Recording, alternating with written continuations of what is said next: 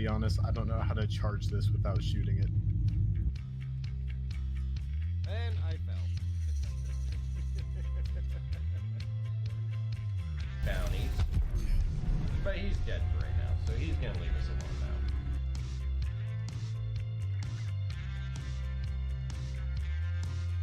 now. Well, if I kill you, it's not my fault. I don't believe that for a minute. Oh, my armistice zone privileges are revoked.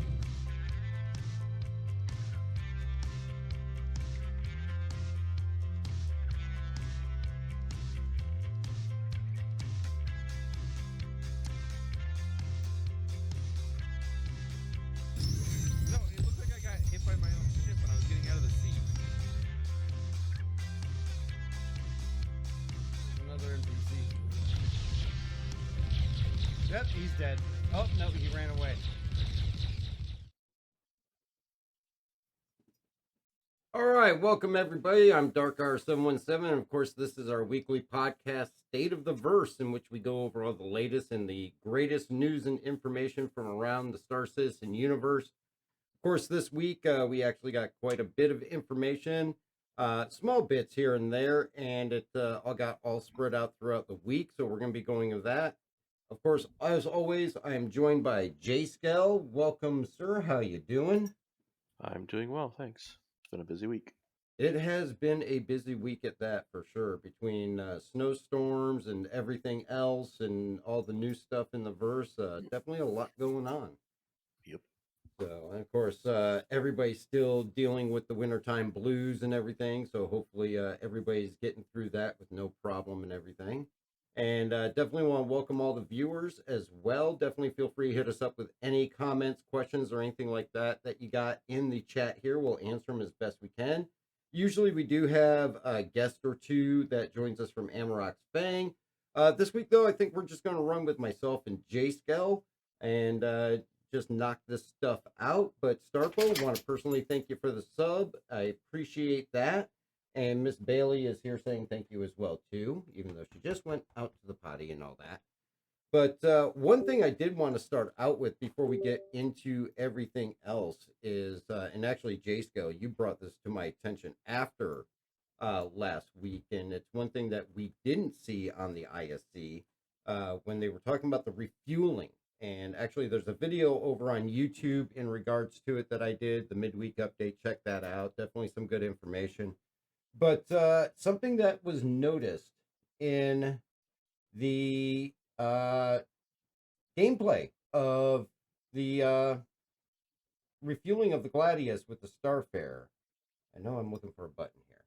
So this is a picture that was taken from a screenshot of the player's Mobi-Glass when he was trying to dock with the Starfarer, and something very interesting that I know, Jasko, you said that a couple other people had mentioned it. I didn't see anybody talking about it in any videos or anything like that, but you brought this to my attention, is on the star map, we have 2 points, and they're not like any other points that we see on the star map, and that is the Microtech to Hurston jump point and the Hurston to Microtech jump point.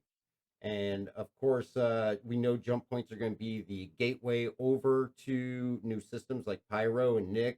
They're going to be known points that you can use to go from system to system, or they're going to be unknown points that you can explore and discover on your own, other back doors into other areas. But this I did not expect to see, and it only lasts for about a second. But J-Scale grabbed this screenshot of it. And this, with all the hoopla and all that about the roadmap and the progress tracker, this is definitely a positive thing to look at because it shows progress in an area that we haven't really heard much about. Daily stuff.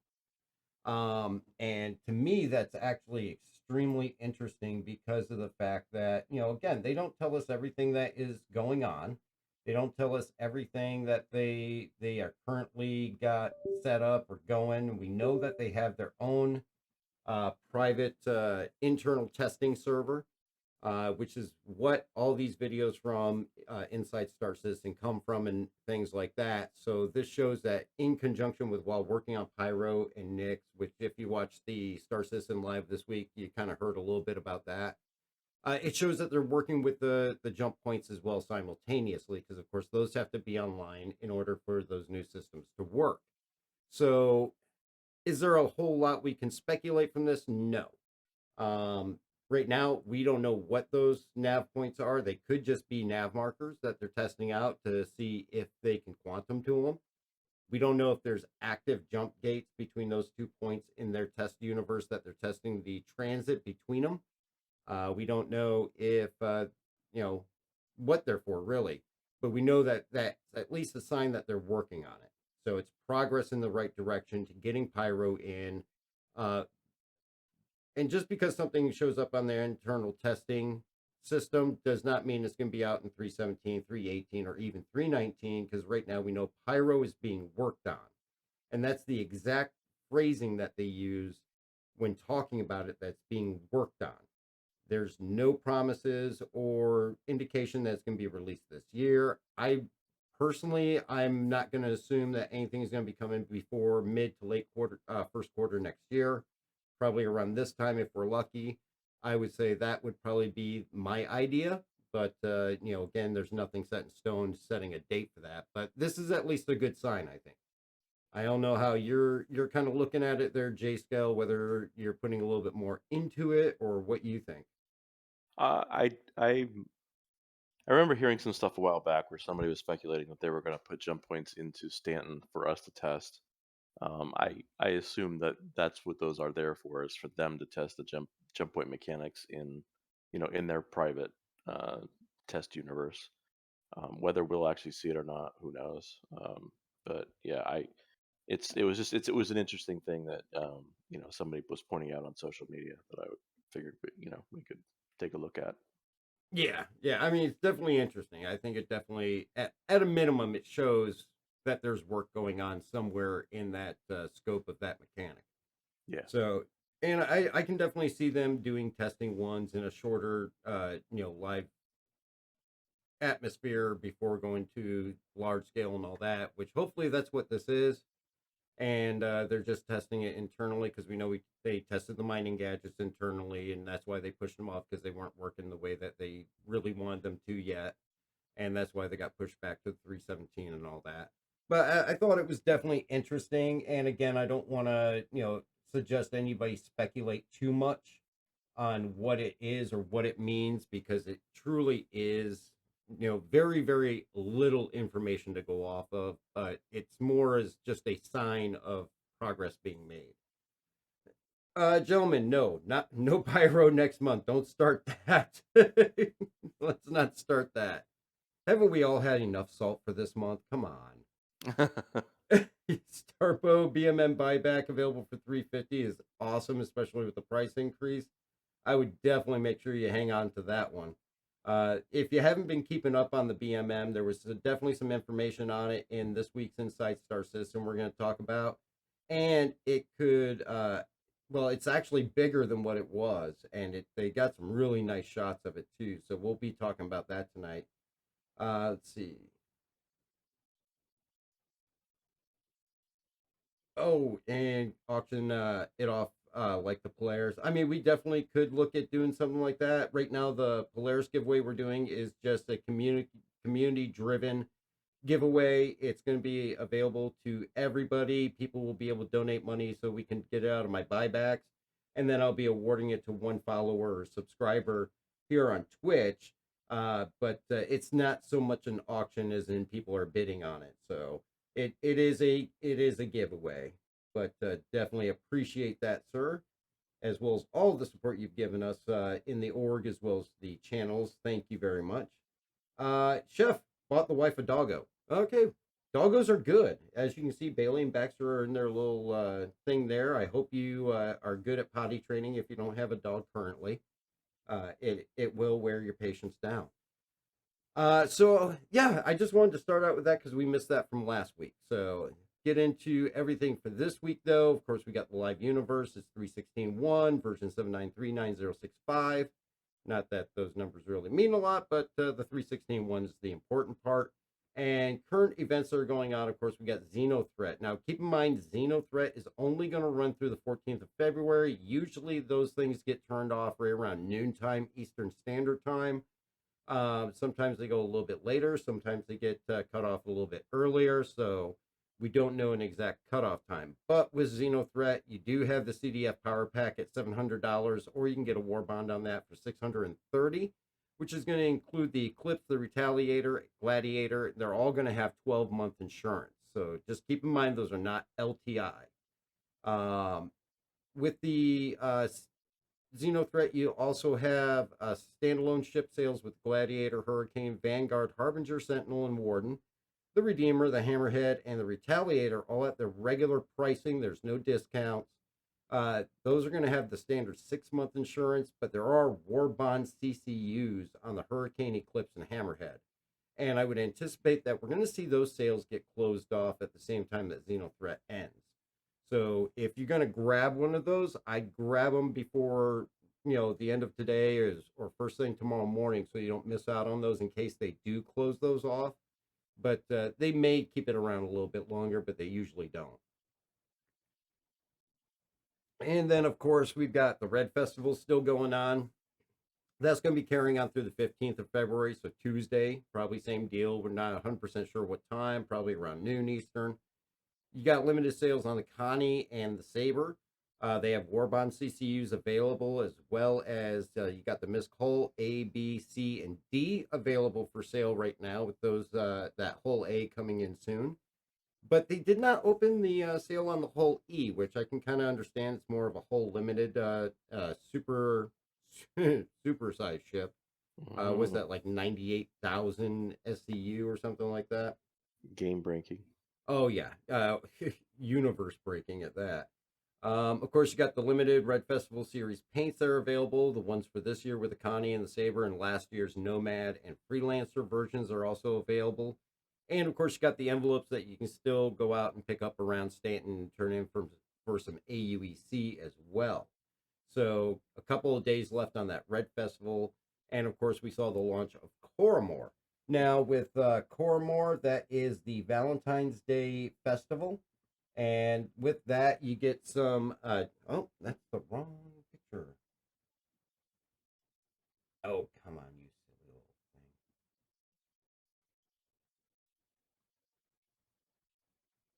Well, dang it. I had the list of Coramore. All right. So with Coramore, those are underway. I think that's going to carry through for at least the week. They're talking about the Coramore contest going through the 20th. But it's going to be.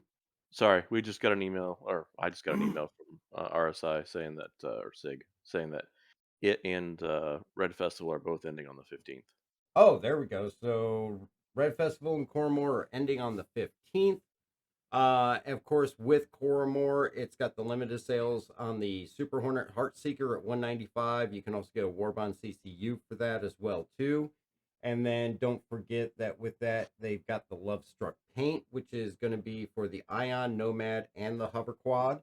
And actually, I kind of like that Love Struck paint. It actually looks really, really good. And I'm not a fan of pink. It's kind of more of a purplish hue, which you can see it going over the screen there now. Also with that, they introduced the hover quad, of course, and this was a surprise for me because it came out actually better than what I was expecting. I was hoping for somewhere around the $40 price range. I had heard rumors as high as 80, but they actually released it at $30 standalone, or you can get a War Bond right now for $25 on the hover quad, which is definitely a great price for that bike in the state that it is with what its abilities are. Also, don't forget that current Nomad owners are receiving, or should have already received, a email with a $5 off coupon on the hover quad, and you can use that with the War Bond. Usually War Bonds don't allow store credit or coupons, but this coupon is available with the War Bond, which actually brings that down to $20, which is definitely a great deal for a bike with LTI. And the way that thing drives and everything, it's definitely worth it, and definitely a great price to get yourself started on LTI token if you are one that likes to have that LTI token. Also, they're offering Nomad and Hover Quad combo for $100, or you can get a Warbond of that for $90. And of course, all will have LTI with that. Now, remember, if you do CCU though, with a CCU, you are not going to get LTI. So that's going to have, I believe, the standard 6-month insurance on that. So just keep in mind which one you're getting, because if you just do an upgrade on it, you're not going to get that LTI.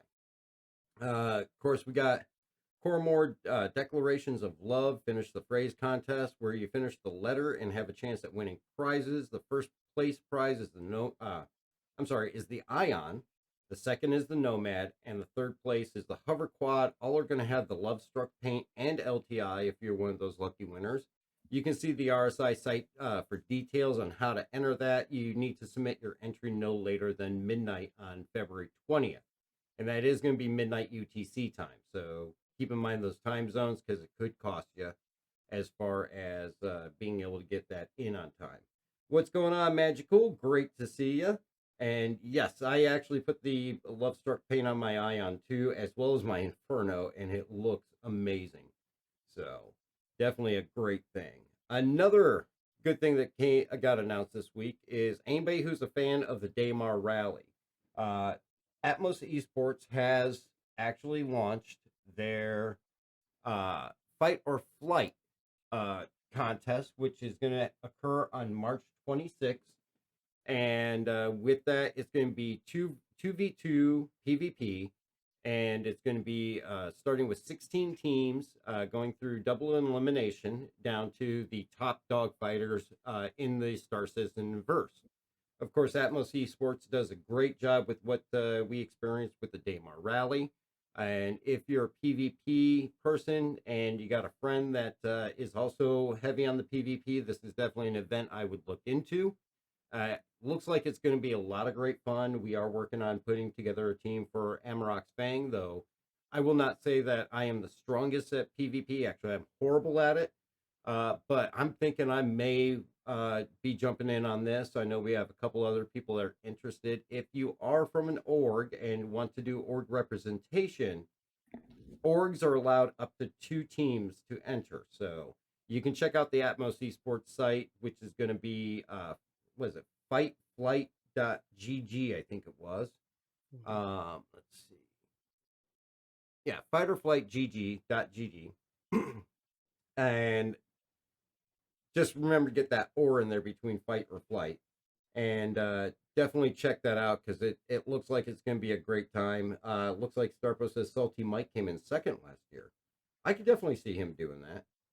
He's much better at at space combat than I am. Actually, most everybody's better at space combat than what I am. But it looks like it's going to be a great time. Those guys over there at Atmos do a great job, really, with all their events, whether it be Daymar Rally, Stanton 7, Fight or Flight, and of course they do the Hurston Hurt Locker as well too. These are all events after doing the Daymar Rally that we'll definitely be looking at getting representation in from Amarok's Fang. So we'll definitely be looking into that. So check it out if you're a PvP fan. As far as org giveaways, of course, we've got a few of those going on. Not to say the least, a few is probably an understatement. We got the Avenger Titan starter pack with Squadron 42. We're giving away between the YouTube and the Twitch channel. To get your entries in on that, all you got to do is follow here on Twitch or subscribe, or head over to YouTube, subscribe over there, and comment on any video on YouTube, and you're automatically entered. It's up to 2 entries per person, so you can get 1 entry on each channel. And we'll be picking the winner for that and awarding it on March 1st to 1 lucky winner. And again, that's going to be the starter pack. So you'll have the Avenger Titan, Squadron 42 access, and all that. Of course, if you already have those items, you can always win it, melt it, put it towards something else, or use it to get that bonus for an additional pack when the game goes live. We're also going to be doing a Hover Quad and Nomad giveaway. And that's going to be specific to the midweek update video I did earlier this week, where we talk about the new items that launched this week, as well as what I talked about with the jump points. If you head over to YouTube and subscribe and leave a comment on that specific video, this Thursday, the 17th, I'll be picking one commenter from that video to win that package of the Nomad and Hover Quad with LTI. And I'll throw in the Love Struck paint for it as well, too. So keep an eye on your YouTube notifications over there, because I'll notify the winner through YouTube. It is a YouTube exclusive contest. And we'll be picking that winner on Thursday, the 17th. So you can head on over there and get entered in for that. So it's a $100 pack, and again, you can hold on to it or you can melt it. You can use it for whatever you want. Here on Twitch, we do also have an exclusive, which is going to be the Gigabyte OC RTX 3070. Again, it is my previous card. I used it for about 6 months before I was able to upgrade to the 3090. I'm going to be giving away the 3070 to one viewer here on Twitch. If you follow or subscribe, you're automatically entered. And on March 1st, I'll pick one follower or subscriber to win that. I'll reach out to them through a whisper, and I'll send you that card. So it's white and silver in color. It's actually a really good card. I just need a little bit more memory to do all the streaming and recording and editing and all the other fun stuff that goes with running the channel. So knowing that it's tough to get a hold of components, I want to give my previous card to one of you guys. And you guys can use that for your system if you need one, but get those entries in. We'll pick that winner March 1st. And of course, as we were discussing earlier, the Polaris donation giveaway. We are on stream taking donations. I have a Polaris in my buyback.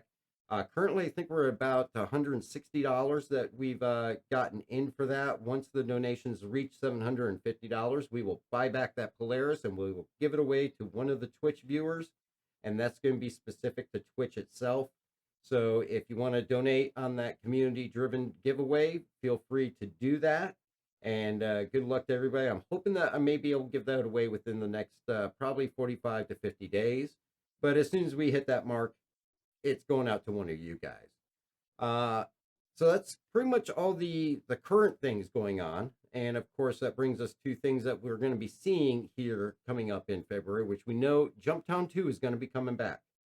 So Starpo, yes, the Lunar New Year red paints do look good on the Connie. I actually prefer the Heron orange paint. I know Anrol is probably going to love me for that. But I think that orange is the best looking paint on that Connie, but the red does look good as well. We have Jumptown 2, which I anticipate we'll probably see within a few days after the end of Xenothreat. And of course, that just finished up in January as well, too. So we're going to be able to jump right back into that with getting those items and running them out. And maybe this time around, we'll actually be able to get into a fight out there instead of just being able to conga line it out and load up an entire ship. And maybe actually get into some battles, because I'm kind of jealous. Danger and Mando seem to find all the good fights there. So keep an eye out for that coming up. And of course, that brings us to the Hover Quad was released this week. And actually, I'll let you take this one here, J-Scale. Okay, the Hoverquad Q&A. Does this bike use the same technology as the Nomad, and how does it differ from Gravlev bikes? It uses the same technology as all the Gravlev bikes. What ship's vehicles can it fit into? It was designed as a companion vehicle for the Nomad, and basically, if you can fit a PTV in a vehicle, it is likely that you can fit the Hoverquad in it also. How does it? How does speed handling and overall size compare to bikes like the Nox and Dragonfly? Nox and Dragonfly have the hover quad beaten on straight line acceleration, but the hover quad excels in handling and turning agility. Does the hover quad have any storage for weapons, equipment, or cargo? It has 125 micro SCU of storage. It does not have any dedicated cargo racks or weapon storage because your back remains free when seated. Remember, they're going to start at some point trying to restrict us from wearing backpacks and heavy armor while we're sitting and driving things. Okay. That's Chris Roberts' dream, right? Does the hover quad have upgradable components? Hover quad utilizes standard size zero vehicle components that can be upgraded like any other vehicle. How does the hover quad handle rough terrain in comparison to its competitors? Much better, and I agree. It's a tighter turning radius and at speed is much more nimble. It's also much tougher in terms of the amount of damage it can withstand. and that includes running into a 400i. The 400i lost. What are the advantages, disadvantages of hover vehicles versus wheeled bikes like the Tumbrel Ranger? Hover vehicles naturally avoid any low-lying obstacles that can cause collision damage. However, as they're not touching the ground, they're much more susceptible to external forces such as wind. Huh, good to know. No Clio driving. Yeah. How fast how fast can the hover quad travel over terrain? It varies depending on the planet's atmosphere and gravity and the height it's ridden at. Like all gravelo vehicles, the max is currently around 200 meters a second on a planet's surface, which is similar to the bikes. However, the bikes have much sharper acceleration curves, so reach maximum speed much quicker than the hover quad. All gravelo vehicles can travel faster in space, so it can travel in space. Yeah. Uh, But many no players longer can at 2,000. no longer. Oh yeah. How If many players can fit or be seated on the hover quad? Hover quad is designed for one. Where did I wonder if we'll be able to get on the handlebars? Where the kids on the bikes. Um, where did Consolidated Outline get this hover tech from, and how does it compare with the other alien tech? Silas whatever, and the engineers at Consolidated Outline looked to the Xeon to get better understanding of how they integrate Gravelev into their vehicles. So it is heavily influenced by their designs, but received the standard Consolidated Outline attempt at innovation. Do the which is kind of flourish. Do the hover pads retract if the engines are turned off to conserve space when stored on ships? There is no dedicated compact storage mode like the Dragonfly is intended to have, which I forgot about. The hover quad's nacelles are planned to rotate and adjust during movement, but this is not functional for the initial release. So we'll have more moving parts. Uh, Given that the other Gravelo vehicles work in space, will the hover quad be functional? We already said this. Yes, Mhm. like other Gravelo vehicles, the hover quad has thrusters that allow it to be used in space. And that is the Q&A. Yeah, so the hover quad, I mean, we obviously ran it through its paces when it was in PTU and all that. I love this little bike. I Yeah, mean, it's it awesome. is so much easier to control over uh the Dragonfly, the Nox. It's much more stable, and it just really feels like it's easier to handle, and it's just a blast because I mean with that elevation control it seems to go over rocks a lot easier than what the Dragonfly or the Apoa does. Yeah, I mean, I see this, and with thinking about Damar next year, this is I think going to be definitely a bike that's going to come into play with that because even though it doesn't have shields or guns, it's got 3,500 HP of durability, and that is over the Dragonfly. I think it's like a third higher, and if you compare it to the Apoa Nox, it's more than twice than what the Apoa Nox has, and it can definitely take a lot more abuse. So something like Daymar is really going to be an ideal place to give this thing its place in history with it because it just drives so nice. and that's. Can you? Oh, I was just uh, gonna say that's what a lot of the people have been saying that were. I don't think they've ever ridden it. They were only buying it for the LTI and using it as a token, and only seeing it as a Daymar rally thing. And I'm like, go fly it. oh yeah. I mean, we were just messing around on this thing, and it was just a blast. I will say you cannot fit through the door at Korea though. It will not go through the door. Can it be flown in space like the other hover bikes? Yes, it can be Starpo, and it does go faster than what it does on the ground. For a while, they had a glitch where you could make it go over 2,000 meters per second in space, which it's not supposed to do, but they've already fixed that one. But yeah, you can definitely fly it in zero G, no problem whatsoever. No, it will not fit, gentlemen, into the 400i bike bay. We were able to squeeze it in there, and it really went in on an angle to where it was bouncing around and doing damage to the ship in itself. So you can force it in there. I wouldn't recommend it because you could cause that collision indicator to go off that just constantly nonstop damages the ship, and you could end up destroying yourself. So not the greatest idea, but technically, yes, you could force it in there.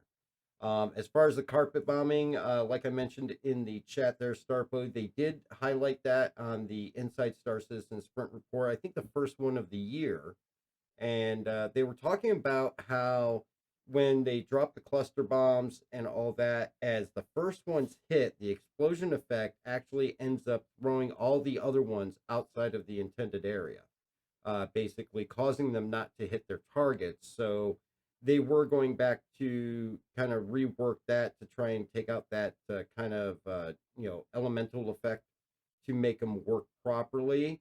So they're not quite ready to go into the verse yet, but it is something that, from what I saw in that Inside Star Citizen, it looked amazing. And if they can work out that little bit, then it shouldn't be too long before we see it. Of course, no telling when. It could be a 317.1, it could be a 318. I think the key thing is that they're working on a key mechanic for that, and that kind of really puts it in that unknown area until they get that worked out. Let's see. Yes, gentlemen, the best place for it is going to be the back of the 400i. So it just stuck when you try to put it in there. Yeah, that is very, very true. And don't get stuck up there without a helmet, because there is no oxygen in that bike transport bay in the 400i. We found that out with Praxis the other night when he stowed away on our ship before he actually joined in with comms with us. He died. So, well, it was funny because we were streaming, and you can catch us on the stream here on the VODs and all that. But this guy out of nowhere, he's just like running on board our ships.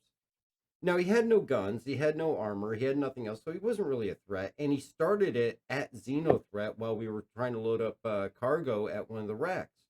And he just comes floating in and gets on the ship. He was desync to me, so I didn't see him. But H3 was like, "Who's that guy in the white armor or in the white flight suit?" I was like, "There's no guy here." And then he got on board. He died instantly coming in. And then he said he was going to be back, and he eventually did make it back, and he got on board our ship a couple times. And Chatty was saying he really wanted to do a turret gunning on A2. So he got back on board our ship, and we were just like, all right, let him gun. We were doing the threat. So Lonesome, let him take his gun, because Lonesome was going to go get a fighter, and ended up getting him invite to the org. He got into Discord, and we started talking to him. And I'm sitting here thinking, this guy's just walking on board random people's ships. He's got to be a new player. Oh no, he's been playing and backing since 2014. So it's like he's like I just wanted to gun. It's like, all right, no problem. Yeah, he wanted really badly man a turret, that was for sure. But turned out he's actually a really decent guy, and he jumped in. He's been in a couple times with us now, and it was really interesting to meet him. So you can really meet some very unique people throughout the verse, that is for sure. No, the A2 is not haunted now. I think that was haunted before Thraxis ran into us there, H3. So, but yeah, I mean, keep in mind, not everybody has ill intent. The first thing that goes through your mind when somebody's getting on board your ship and you don't know who they are is that they're going to try to jack it or kill you or whatever. But this guy was clearly not armed. And it turned out to be a really great person to meet and get to know, and somebody new that we have joining us in our gameplay now. So, but definitely want to welcome Thraxis to that as well too. And yeah, it was Thraxis. But going on with everything else for this week, we actually had a Alpha 316 Force Mortem, which is basically they go back and they look at what how things went, how things ran, and the kind of a self-evaluation of how the system went and all that. And of course, this is posted on the RSI site, and there's a lot of information here. It's actually quite in-depth and lengthy. Basically, it's an in-depth look at things that they have analyzed as far as what was released, what went right, what went wrong, and what they learned from it. It's definitely worth a read, especially if you like to keep up on the development. It gives that really deep down dive look into their evaluation process and whether it was a success or a failure, as it's being released into the PU and all that. It doesn't really take into account the PTU. It really focuses on that live release. But it looks at many different teams, from the vehicles, the AI, the locations, and the events, all depending on what was released for that patch. it's definitely worth reading, like I said, and it gives you kind of a key look at how they make decisions that they make. The big highlight for 316 really seemed to be the need to for the last minute rollback to go back to an older version of the code base that they need to do so for stability's sake. That was switching from the 316 code base and going back to the 315 so that they could have the stability they needed to release the 316 patch, which was pretty well known throughout all the backers and players out there. They made it pretty clear. Of course, it created a huge situation for them to really kind of backtrack and readdress everything. But it is something that had a widespread effect on everything else. But overall, they did it so that we could have the most stable form of what they could put out when they found out the 316 code base wasn't working well. So definitely give it a read, and I think you'll find it very interesting. I definitely did.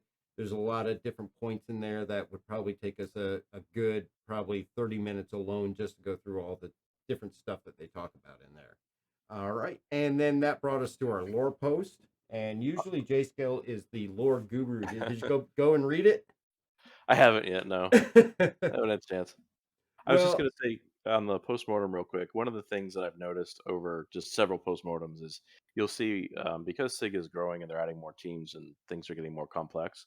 You'll see where they bring up how handoffs between teams and inter-team dependencies, as well as a lack of automated tools, tends to be one of the things that they focus on in those postmortems. Just it's not anything unusual for something this large and this complex. It's just it's you'll see it and you can see it change over time, which is it just shows that they're getting better at what they do.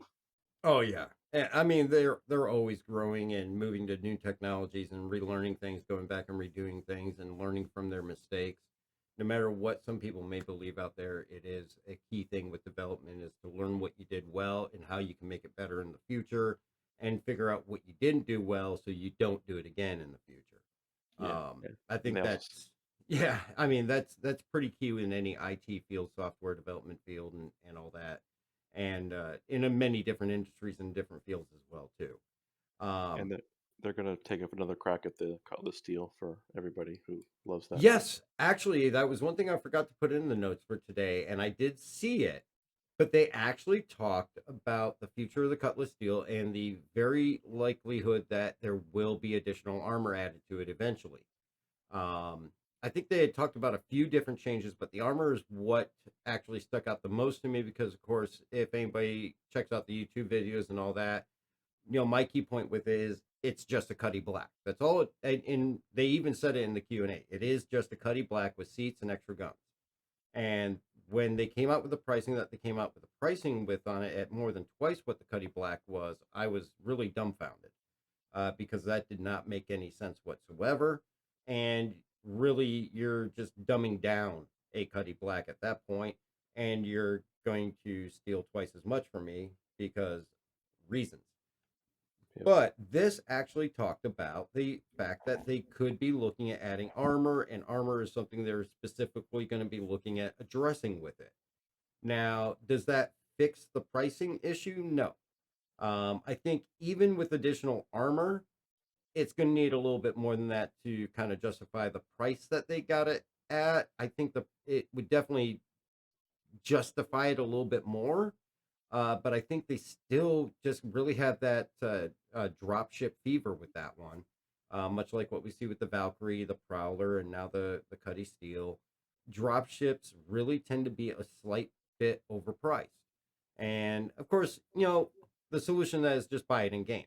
So I mean, yeah, it may be overpriced in game too, but if you're spending AUEC, so be it. It's not anything that's an out of pocket pledge. But I think if anybody's looking to pledge it, their best bet right now is to cheap CCU, win it in a giveaway, um, or take something you absolutely can't stand flying like a terrapin and change that into one because it would be worth $100, or actually I think the price cost is like $30 or $40.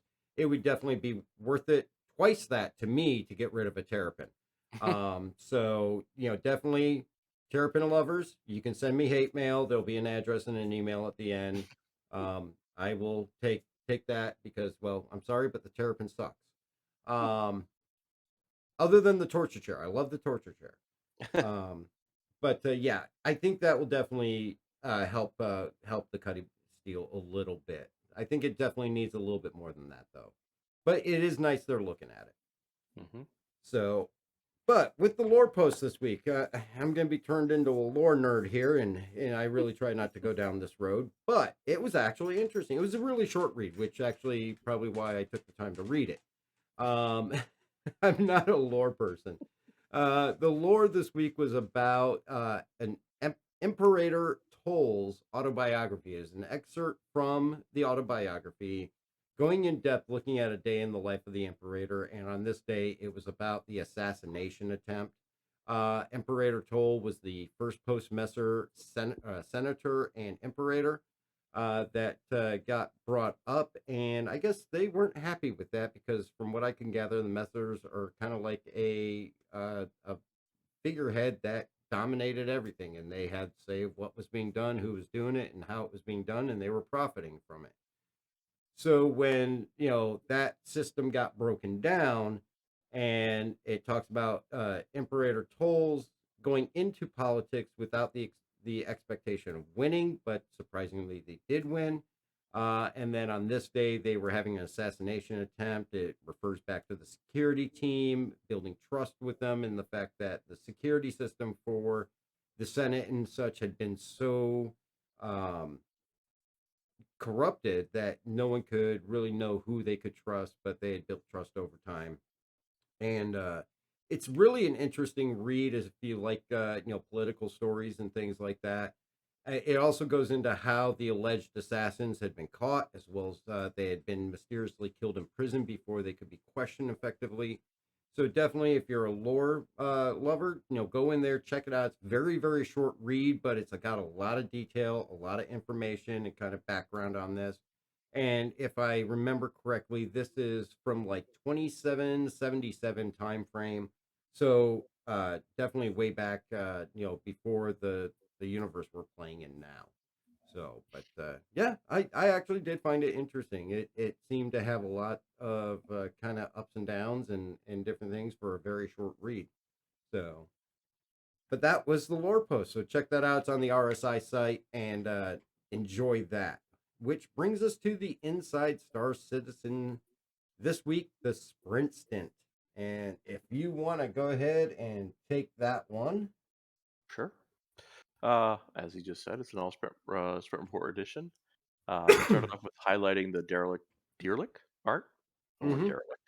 derelict. Showcase the breakdown of the reclaimer and basically the collection of skeletons that they're creating to show how it decomposes over time. So like any rotting carcass, the flesh falls off, bones underneath. And they said the collection of aging and derelict ships will grow over time as they continue to add to the pool. Early advanced diverse traversal, a complex way of simply saying that they're creating more puzzles, um, giving prizes and whatnot for people to get off the normal pathways, use clues to find different routes. It'll offer rewards and loot for exploring and discovering alternate routes through the pyro stations, and not all will be the same. Environment team looked at the addition of small, medium-sized hangars to rings of space stations, which was really an interesting visual, seeing all that stuff there, because they haven't talked about adding more lights to the station, so it'll be even more fun trying to not run into people and things while you're trying to find your hangar. Uh, Rep system badge additions. This one was interesting. This was really interesting and I think scary for Jared at the same time. Yeah. The interesting thing is that they're finally trying to put some differentiators on the actual icons for the rep system, the Delphi. Is it Delphi app? Yeah, Um, the Delphi. so it'll be easier to see kind of what profession it falls under, I guess. So they showed theft, assassination, hired muscle, hauling, smuggling, and kidnapping. Um, That's the scary one. and yeah, and I did like Jared commenting on it. And there's many more as well, but those were the ones that they showed as samples, and it looked really cool. And like I said, I don't know if you for me, looking in the Moby Glass right now, all of the different things that are just stacked in there, it was kind of hard to figure out which one is which without clicking on each one. So, Yeah, or reading and or taking the time to read them. yeah, and if you look at, and we're going to be coming up on it here soon in the video, but if you look at the way they got it mapped out, they have it where you have different tiers, and then in that tiers you have different badges for it. So like Yeah, theft actually had like 5 or 6 badges in it. One of them yeah, being kidnapping, another one being looked like theft of money, theft of ships, theft of different things. It got you different badges. yeah. Same thing with like the hired muscle. You had like 2 or 3 different ones underneath there for that. And definitely it's going to be interesting to see. I it scares me, but the kidnapping is going to become a favorite. Yeah. You just know that's going to be the new thing. And actually, here's the badges here now. Yep. So they got the racing, the espionage, the security, and those are all the different levels 1 through 10 or 1 through 12, whatever they got there. No, they've got negative. So it goes -1 to 10. And Bright, they're going to have a medicine one, so you're going to be able to get medicine rep as well too. I know he likes being the resident doctor for Amarok's Fang. But the way, and you'll see it here in a second, how they have it, and there's our kidnapping. There'll be a level 10 kidnapper. The way they've gotten it broken down, and I'll see if I can pause the video. There we go. So here on this shot, you see that on the top there, you got individual ones between medicine, bounty hunting, assassination, mining, racing. And the mining one, I think, is going to be very curious how they're going to break that down because you're going to go out, mine, bring stuff back. Are you going to earn rep through going through the refineries, or are you going to have to mine for specific groups? Hmm. Of course, they got courier, which is your delivery, and those up there. Now on the bottom, if you look at it, and my bad, kidnapping is separate. So you got kidnapping, but then you got the group ones, and you got salvage, which is broken down into 4 different tiers. You got hauling in 3 different tiers, hauling in 3 different tiers, and then you have theft in 4 different tiers. And what that tier system is, we don't know yet, of course, or how it's going to operate. Is there going to be different companies that you're doing it for, whether it's going to be different items you're doing it on? But it looks like they are, and they've always said that they want the rep system to be infused into everything. And I think this is what we're looking at here. Now, just to reiterate, though, this is not actual gameplay rep creation. This is just badge creation for right now. So this isn't stuff to implement into the Delphi or into actual missions or anything like that. This is simply badges.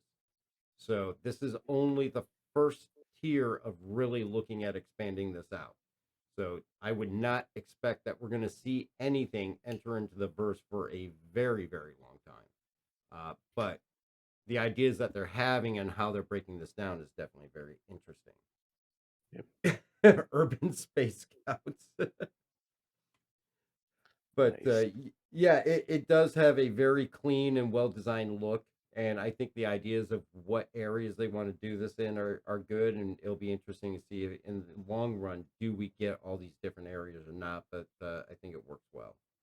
And can we stick them on our armor Yeah, that'll be interesting. So, to the Urban Space Scouts comment there?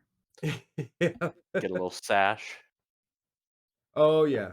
I'm a Get a level little, 10 well, kidnapper. actually, I don't know if what it is in other areas, but I remember starting out in Cub Scouts as a wee below, and then you went into the Cub Scouts and up from there. Yep. So you had your little handkerchief with the little gold, bolo tie type thing that you put on there and everything. So Yeah. yeah, maybe we can get bolo ties. Yeah. And that Uh, that brings us to the lighting. Yep.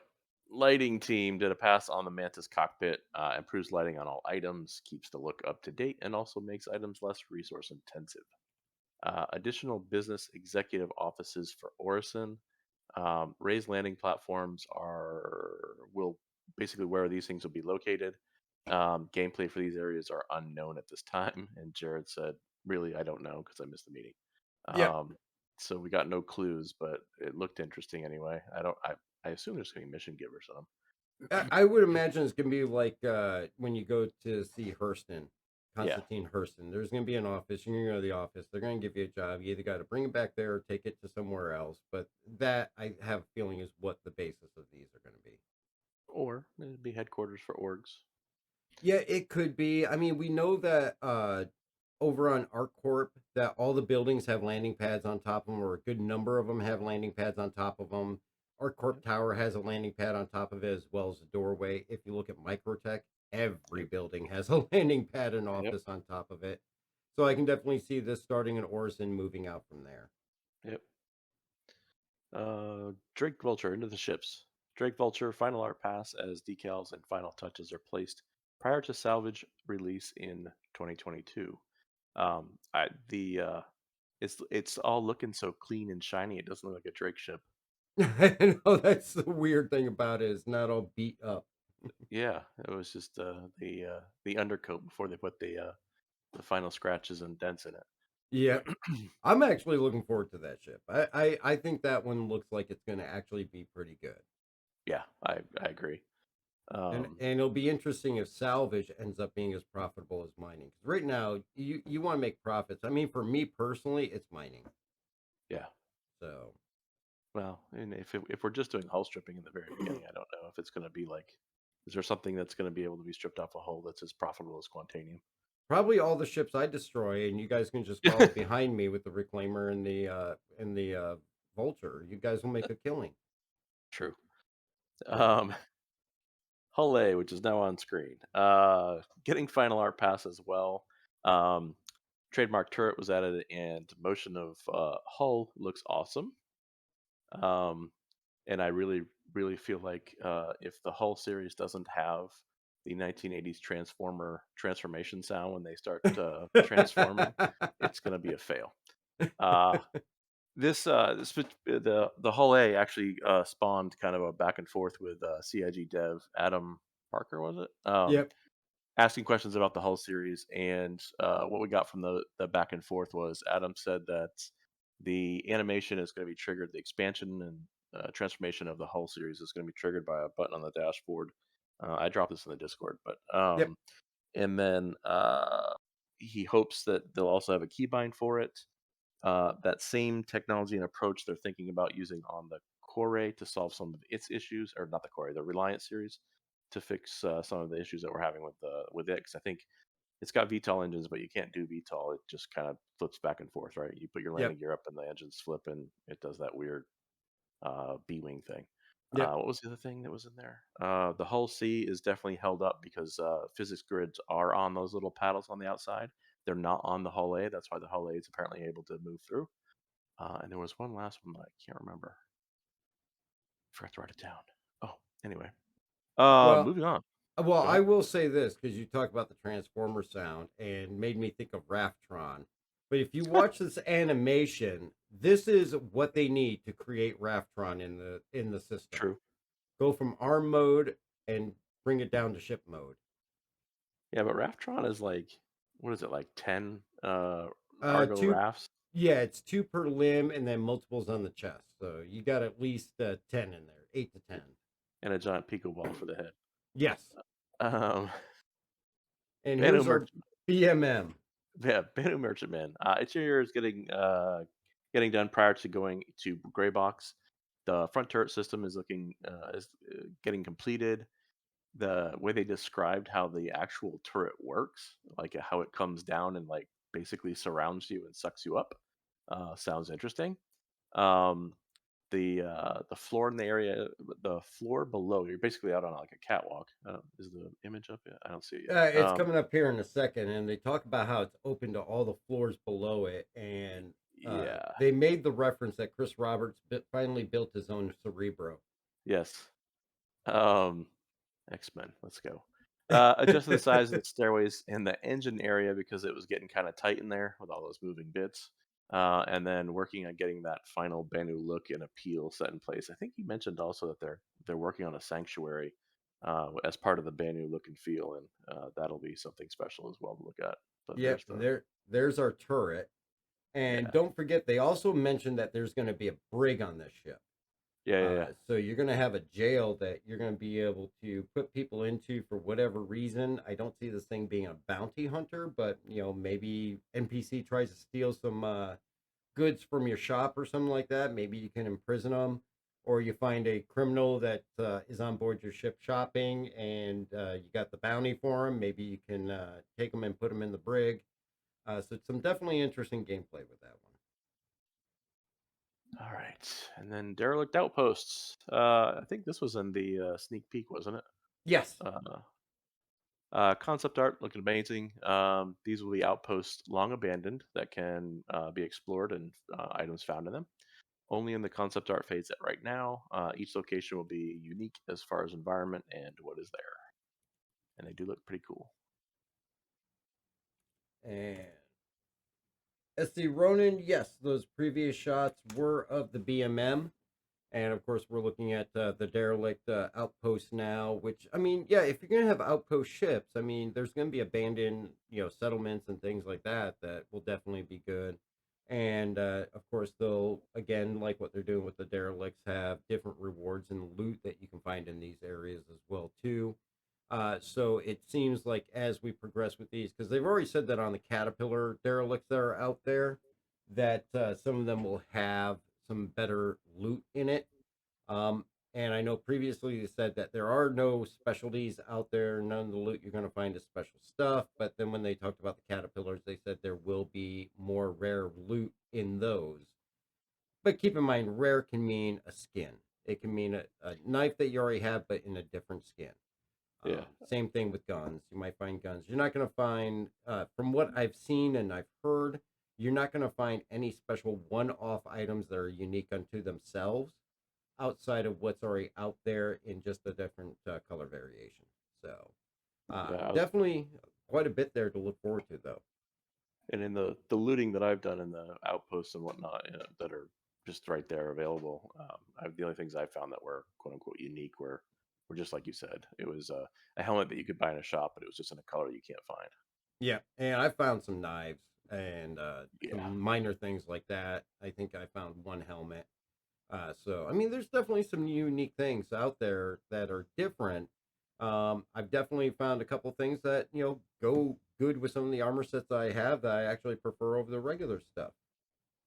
SC Ronin, yes, the views that we've seen of the BMM definitely carry on the Banu feel, and it definitely looks like it's going to be an amazing ship. And they did make some adjustments on the staircases while still being able to maintain keeping it within the size that they have it set to. So I think, just going to be one of those things that, as we've seen over the last year, the price just keeps going up on it. It's increased in size as it's gone on. They've got the hanger for the Defender on it now.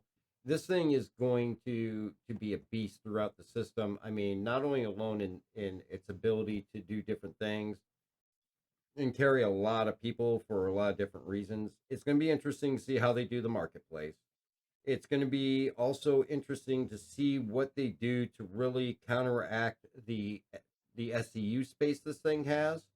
I mean, of course, right now, anybody using it for any kind of cargo trading or hauling is going to be limited by how much you can buy.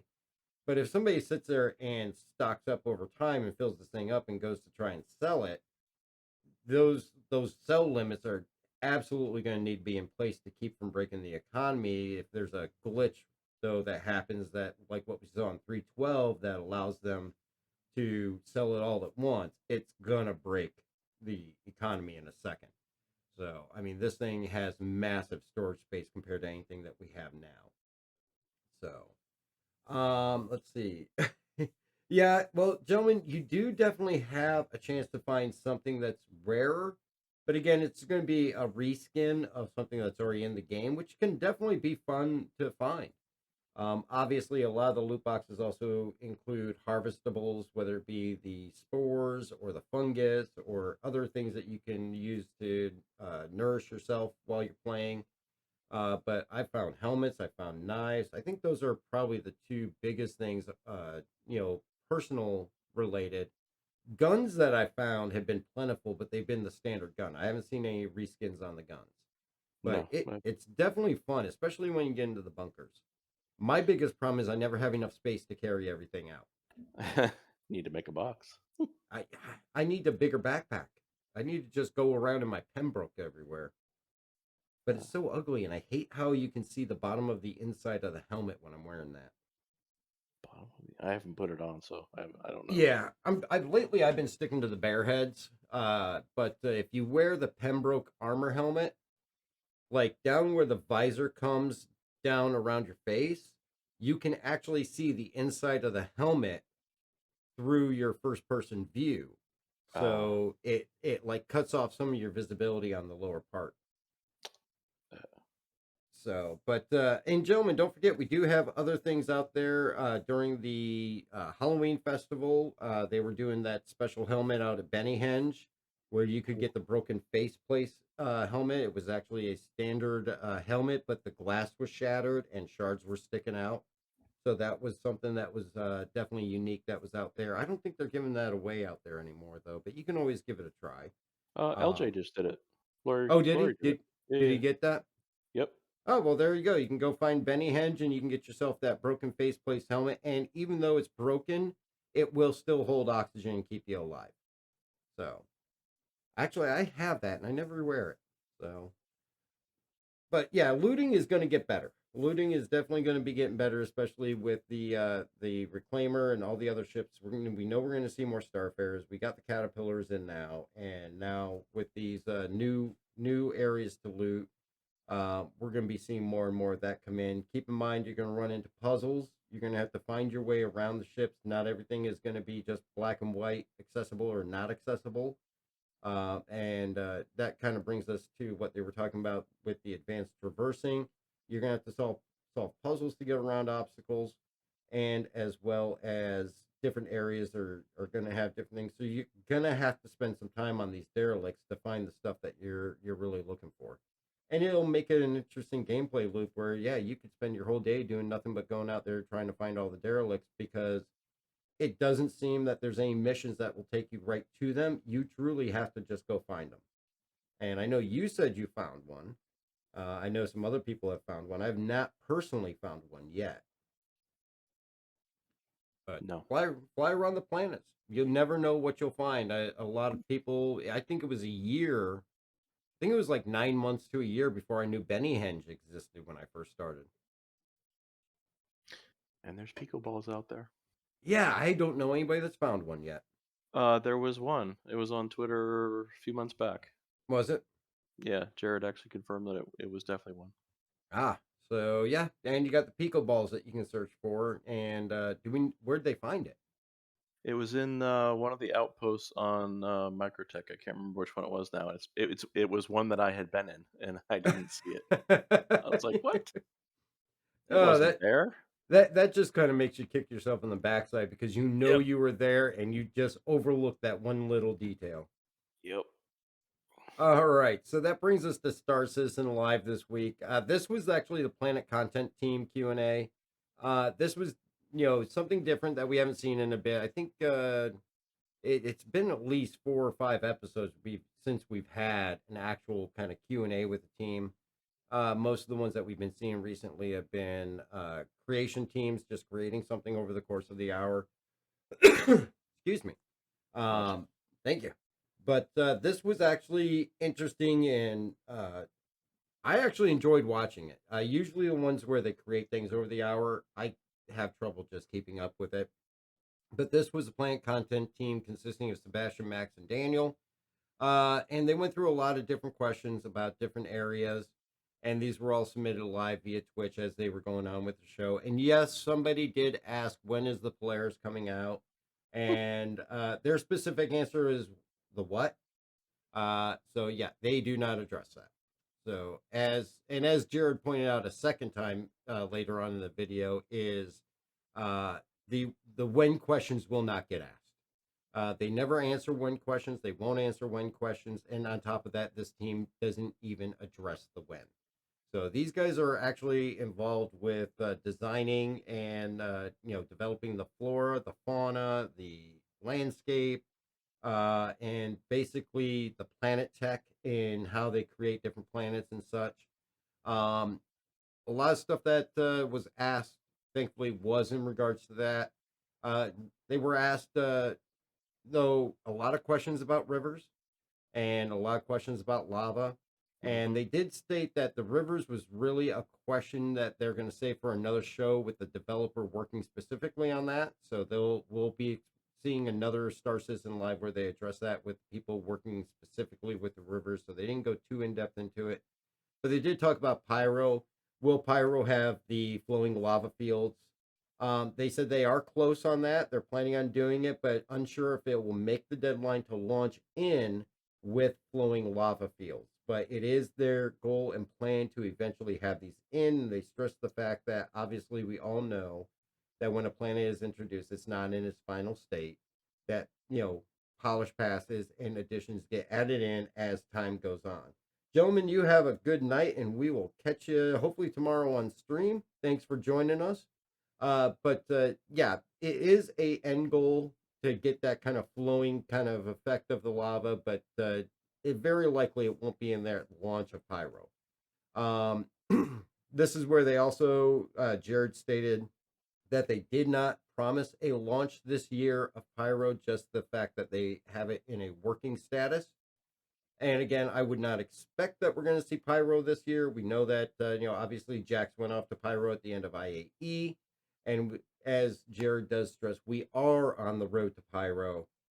But again, they are being very cautious about their wording. They are being very upfront about the fact that there is no promise that Pyro will be this year. My guesstimation is I wouldn't expect to see it before this time, first quarter next year. But they're being very blatant and upfront about the fact that nobody should be getting their hopes up that they're going to see it this year. They addressed underwater gameplay, seas, lakes, and underwater functionality. They're still looking at this option as well as the flora and the fauna. They actually kind of went back and forth on this one over a few different questions. And it was interesting because we know right now that if you go in the water, you're going to die. Your ship blows up, you die instantly. Water is not friendly right now, so I just assume it's not water, it's just flowing acid. But we will see seas, lakes, and underwater. Obviously, we're going to see rivers because their plan is to have those rivers be commodities that you can actually utilize and such.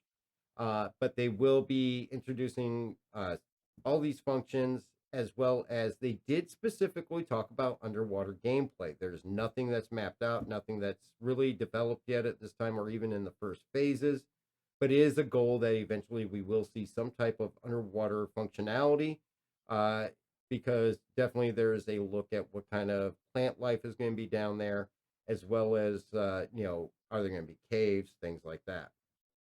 So that is definitely a long term, not even outside of the hey, I'm just going to mention it here in this meeting. No one's working on it yet. They brought up clouds and if there's any work for dynamic clouds and weather effects, because right now we know most of it is all static. It's either on, off, it stays in the same state. Cloud development is still underway. The plan is eventually to have them be dynamic and ever changing and shifting and kind of being more a life of their own and more realistic, and the ability to change based on the weather conditions. The level of details that they're looking at are possibly getting in things such as hurricanes, supercells that eventually will not be static and will be ever changing. But currently, everything in the system right now would be in a static format. And I mentioned this a little bit later on. One question was asked about are they looking at items that will make it more reasonable to drive a ground vehicle instead of fly to a point on the planet? And weather was one of the things that they specifically mentioned on that would make a player forced to land their ship, get out their Ursa or their Cyclone, and drive to the point that they're going to versus fly it because the weather would make it unflyable. Which, if it's unflyable, your only option is to get into a ground vehicle. And of course, they also talked about, there were a lot of questions I saw in the spectrum about, having roads from one station to another station on planet, whether that was planned. Roads are definitely in the plans for certain areas. But definitely interesting stuff as far as those weather effects. But they did mention that clouds on Microtech appear slightly different than others, because they are using a different type and amount of data that they are on other areas, and some areas even are using the old tech. So look for those to still be in the process of being worked on and everything being updated as time goes on. Some people had asked why there's no clouds on other planets at all. And they basically stated it's the time that it takes to develop them and the tools needed. It will change as time goes on, and more cloud effects will be added to more planets. But one thing they definitely stressed multiple times during this was that they don't want to put something in just to put something in when it's not at the right time or at the right tech level to do it on a large scale. Microtech, we know, was really kind of the test bed for the cloud system that they're on now, and they'll be using that to move forward in the future. Jumptown 2. Somebody had mentioned the 2D cloud layers on the event moons seem to be much lower quality, and that's again when they stressed that it was using the older 2D cloud tech, and it was the previous system that was used to generate the clouds, and that's why that was in the state that that was in. They brought up dense jungle biomes and the feasibility of having like dense, luscious, you know, almost like Amazon like jungle areas. And they said that there are two problems with that, and that it really does still need to be worked, and it has to be looking properly from space as well as at ground level.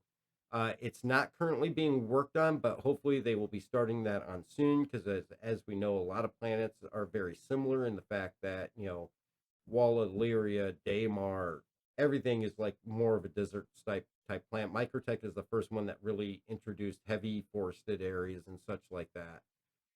And we know Microtech was definitely the first one with, I think, Plant Tech V4, and they will eventually be moving back to the older planets to obviously bring them up to the same level, and they do One of, have plans without massively changing it. one of the things they did say about the trees as well is that part of it was moving the rendering over to the GPU. Yeah, that was the other thing with the fact that they do that. Everything becomes more GPU dependent than CPU dependent. And right now, we know Star Citizen is heavily CPU dependent, so it comes into what they were talking about previously on last week with the graphics effects team, pretty much when they were talking about the GPU and CPU dependency. So definitely a good thing that feeds back into last week's episode as well too. But I mean, these are different biomes will be great, and you know, Microtech was definitely a step forward with the heavy forested areas and all the landscape changes. So definitely, I think we're going to see that only get better with time, and eventually they will be able to move back and backtrack to some of the older planets. Pyro and Nyx, they said will push the biome diversity much like Microtech did. Daymar and Cellen were really basic with just the single outpost. Those were two examples they gave of the old tech. And now, as the tech has progressed and is coming online, the more in depth that they can get. They're still behind a little bit from where they want to be, but working towards getting there. And each plant will push it more and more as they come out. So I would expect that we're going to definitely see some unique things to Pyro. Uh, and as I mentioned, older plants will be brought up to the current tech as time goes on. Of course, right now the focus is Pyro and Nyx. The lava fields they came back to, and somebody had asked the overlap of the development of lava fields with things kind of like rivers. They said a lot of it is similar because, you know, water flow versus lava flow. It's going to be some differences with, you know, density, rate of speed, and all things like that. They also stated that the river tech will also help with the planning of the road-like surfaces as well too. And I can definitely see that making sense. I mean, you're cutting a path through that's going to have a certain look and everything. The lava, just read that one. What mechanics will force people to use ground vehicles instead of flying? We talked about that with the weather and extreme forms, and it's not going to be flyable, so you're going to have to take that Ursa or the Cyclone. And that's when somebody had asked about the Polaris coming out, and Jared got a laugh out trolling people with that one. And they had really asked what new biomes and locations were going to be a challenge other than the forest, and two specific answers they gave was really squalls and storms. and that's getting into that dynamic weather system where you could have a supercell, a hurricane, or something like that.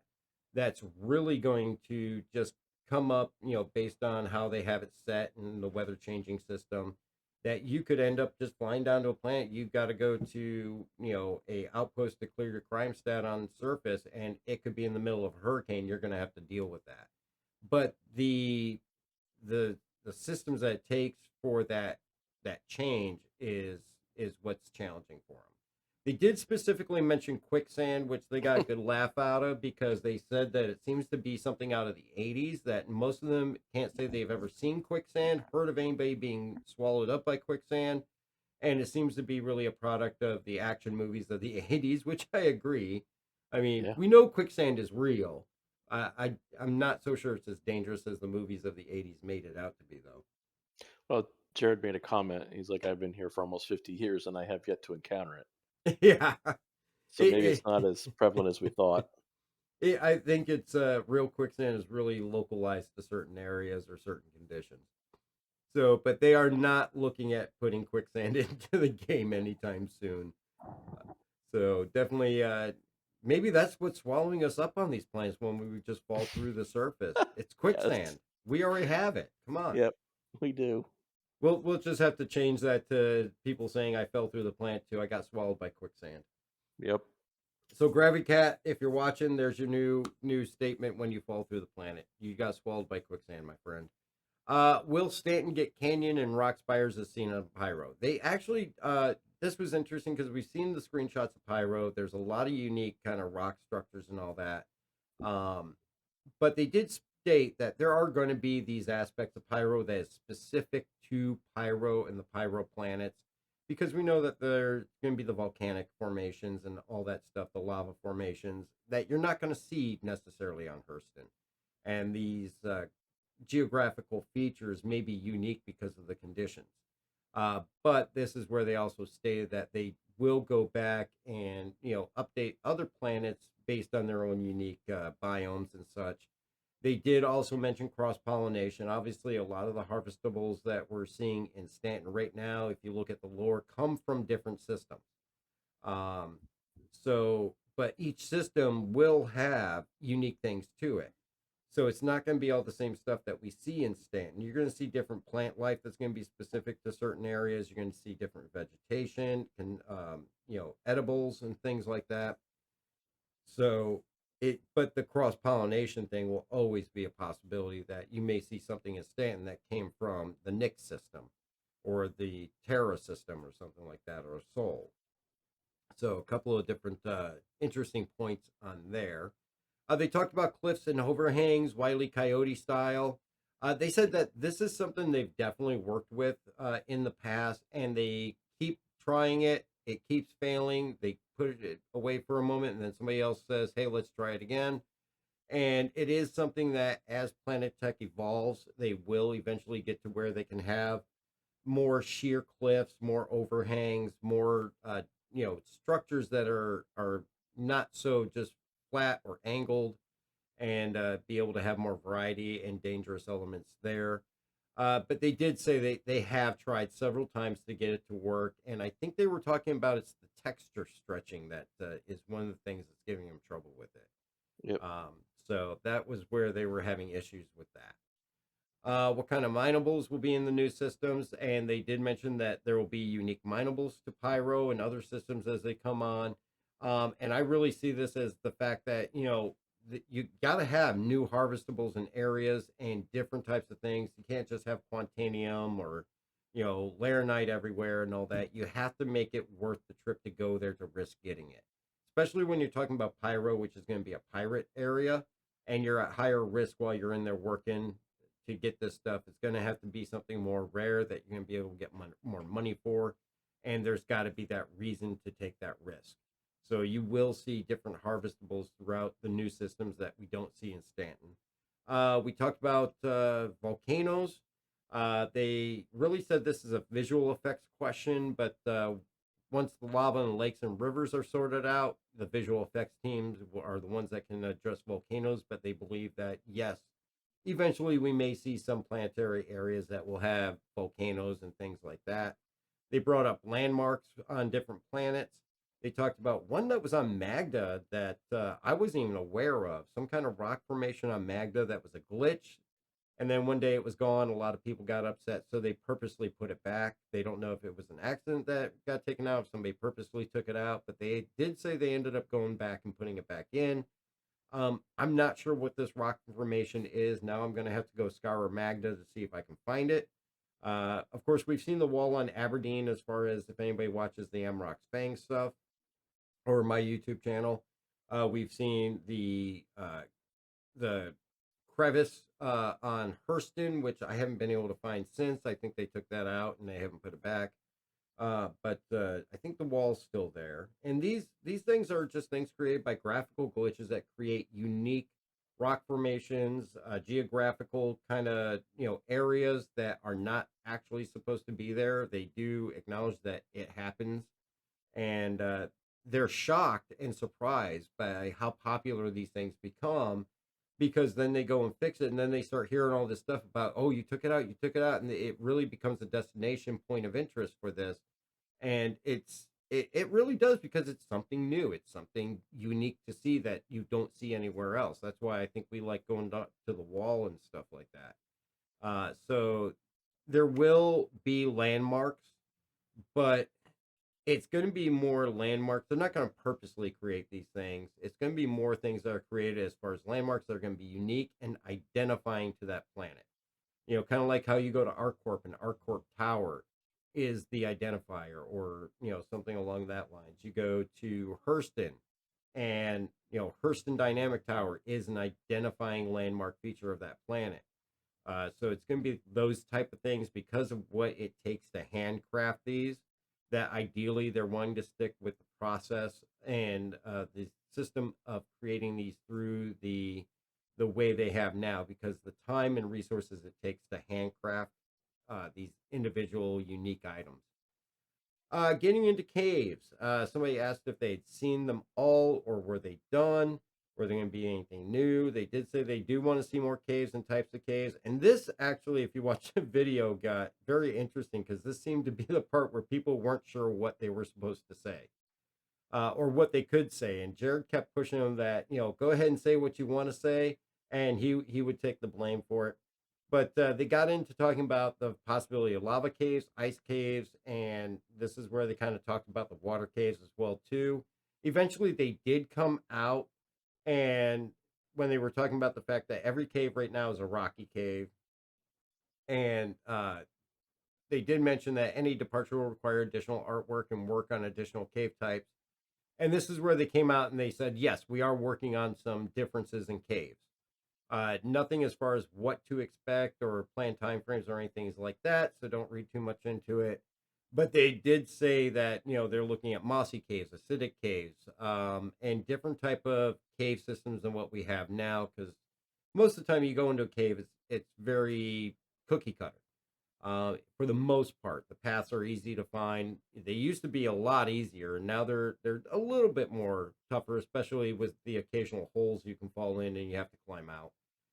But they will be getting into much more unique caves on different worlds with different attributes as far as what they're made out of, what's inside them, and all that. And it is something that's coming down in the future.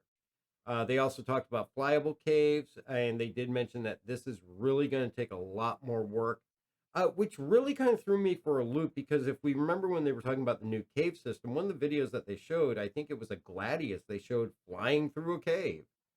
And I don't know if that was just the small short flyable area we have now on a couple of these, or if that was actually testing of a flyable cave where you could fly through it for a lengthy amount of time to get deep inside of it. But they did say that it really is going to need a lot more work before we get to that point. It's going to possibly eventually come, but right now it's much later down the road due to the amount of resources that it's going to take and will be needed to make it happen. So I'm assuming that the videos that we saw previously were maybe just tests of that, or just flying into that first area in the few flyable caves that we got. Rock formation on Magda's rock outcropping on top of a ridge that overlooks. We're gonna have to take a look at that. Maybe we'll go check that out tomorrow night on stream. See what's unique about it. Yeah, Okay. I dropped some instructions on how to find it. I did a Google search while you're talking. Cool. So we will definitely go check that out tomorrow on stream. So join us tomorrow night, 7 p.m. Eastern time on stream, and we'll go check out that rock cropping. All right. So somebody and I have been a victim to this. If anybody's watched some of our stuff, I had my 890 jump taken out by a cactus, and somebody had asked about the indestructible succulents. They know that these things can take out tonks. It can flip them. It can destroy them. It can wreck your day if you're flying a sizable ship that you think should just squish the plant life, and the plant life wins instead. Right now, they're saying that really, as far as land vehicles and all that go, they had to set it up to see things as a PTV, no matter what it is, whether it's a tonk, a cyclone, an Ursa. And that's where we're getting that kind of glitch where it's able to take out a tonk. They do know the frustration with this. It is an issue they're aware of, and it also pertains to rocks in some degree. And it actually has to do with the bounding box and the collision. And they are working and eventually going to make improvements on this to fix those issues. So our tonks will not be destroyed by a cactus or our 890 jump that ends up killing 15 people, as we're trying to just get a land vehicle. Rock quantities were definitely brought up, and I will admit they talked about over the last year they've done much better with rock quantities on Daymar, different moons, Cleo, and all that stuff. They know the frustration that people have with the quantity of rocks. They've scaled it quite a bit back. They will continue probably making a few other adjustments, but they know that it's kind of a minefield out there when it comes to the rock quantities. Pyro and Nyx, they said that they have kept this in mind as they've designed the planet, and hopefully we'll see further improvement with the rock area as we see new planets come in and they go back and fix other ones. I know with the Daymar Rally, we definitely saw a reduction than what I've seen in the past. So it does appear that we're seeing some of the progress on that. They talked about Nyx and have they worked on, or as they put it, they have worked on a lot, or they've worked on lots, as they quoted with Nyx. They have another polish pass that they have to go through and do on it. With server meshing not being ready, it's an item that they have to hold off on. So it seems like Nyx may be dependent on that server meshing tech that's going to be getting implemented, but it seems like they've been working on Nyx right alongside with Pyro. We know that they've done a lot of work with Delamar and Levski, the hospitals in Levski, as well as other areas in Levski. The teams that they've had on Star Citizen Live has definitely talked about Nyx. Usually when they talk about Pyro, they also talk about Nyx. So really, I get the impression that they're working on them in conjunction with each other. But right now, they're kind of in that situation that really has come up over the last week and a half, where something can be done, but it can't progress any further until something else in the back end or something else from another team gets finished up. And from what these guys really said, the server meshing is what's going to be the big holdup on Nyx. And they're that really once they get that server meshing moving along, then they'll be able to get more done with Nyx. But it sounds like from what all the teams have said, it almost sounds like they're being worked on in conjunction with each other. So something to look forward to because I miss my favorite Canadians of the Star Citizen universe. ArcCorp, and this is something I wasn't aware of, and this is actually interesting to find out. ArcCorp, they specifically were talking about because apparently ArcCorp is an entirely unique place in the way that it's built, the way that it's designed, the way that it operates. They did mention anytime they try to mess with ArcCorp, it breaks. It's not built on the same tech. They said right now their main focus is working on the organic planets. That's going to be the non-city, the non-planet size city planets. Pyro Nyx, as well as Microtech and Cleo and just Hurston, things like that. But our corp itself is very unique in the fact that, well, it's a planet-sized city. There's one place you can actually go and do stuff at, but there are other quantimal points on the planet like Area 14 and stuff. But they said there's a lot of difficulty with ArcCorp because it's just built differently than anything else. And they will eventually be getting back to giving it additional attention and be doing a lot to go through and make a lot of improvements on it. But right now they have to focus on those organic planets to continue moving along with where we're trying to get. But ArcCorp will be getting some attention specifically to itself. And I just I thought it was interesting to find out that really they can't approach it the same way they approach the other planets. Which I guess if you look at it makes sense because it's definitely not like any other planet out there. No, it's wrapped in metal. Yeah, and I mean it's got no organic nature to it at all.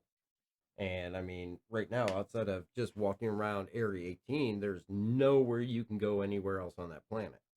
Well, you can Um, land. You can land on some of the buildings in like Area 11 and Area, what is it, 17 or something?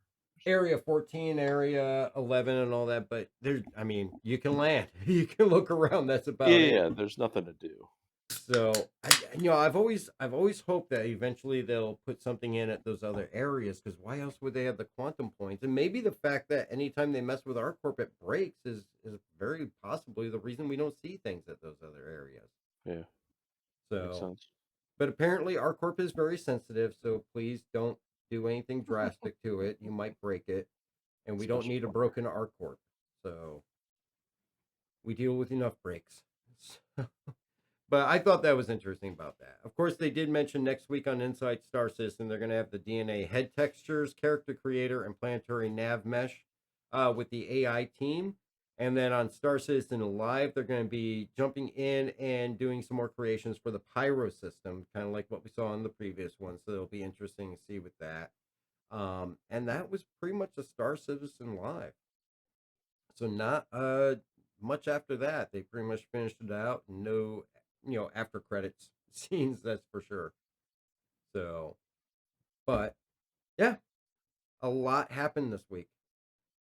And that's without even talking about the salt. Yeah. I'm so tired of salt. The thing is though, I'm seeing more and more people jump up in Spectrum on the other side of it too. And Yeah. it's just like all of a sudden just turn around and everybody gang up on them. Yeah. And it's set, and this game is such a great game, and I love playing in this game. And really, if you interact with anybody in game itself, most of the time it's a pleasant experience. I mean, people will go out of their way to help you out and all that stuff. And granted, it's always got the pirate side and the people that don't really want to interact with other people. Um, and of course, you've also got your fair share of people in the in-game chats that throw salt on different things, and it's kind of like, well, if you're so angry about it, why are you in here playing right Yeah. now? It really, I would say it's really kind of disheartening. I can understand why people are upset, and I mean, I don't view it the same way they view it, and maybe that's because I've only been playing for just over 2 years and such, or maybe I'm just a much calmer person. A lot of it definitely seems to be led by emotions, and a lot of it definitely seems to be aimed at, to some degree, not quite maybe understanding all the ins and outs of development, software development, game development, all that. And there's also, and not saying in everybody, but there's also a small sector that is just downright entitlement. Um, it is what it is, and I've seen this community and the spectrum and all that be called the nastiest, most toxic place you could ever visit. And in some regards, it can be. And I think you could say that about any game, though. Any game that's got a forum or a chat thing out there, you'll probably find the same stuff there. And I can't blame people for being passionate about a game, but there's a lot of just way overreaction, and it's disheartening to see people be this upset. And I can understand, being bummed out by this or that. but you gotta kind of remember, keep the big picture in mind, that things are so intertwined with each other that, if somebody, sneezes and smears the pen mark that changes a 6 to an 8 on a piece of paper, and it worked perfect in their internal testing, and then they test it again and everything breaks, yeah, sometimes unforeseen things will cause delays. But yeah, I try to avoid Spectrum if I can these days. I know Anroll. And I will say the newest one, of course, is the hover quad. And I think, and I don't know about your opinion, but my opinion is, with the pricing, like I said, I heard things as high as 80, which is the same cost as the Nomad, which is ridiculous. But those were rumors, so I didn't really, put much faith in them. They came in at the $30 and $25 price mark, plus the $5 coupon for Nomad owners. In the review I did on the hover quad, I said $35 to $40 would be a definite buy for me.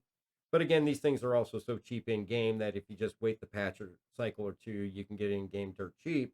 But for me, I like having it.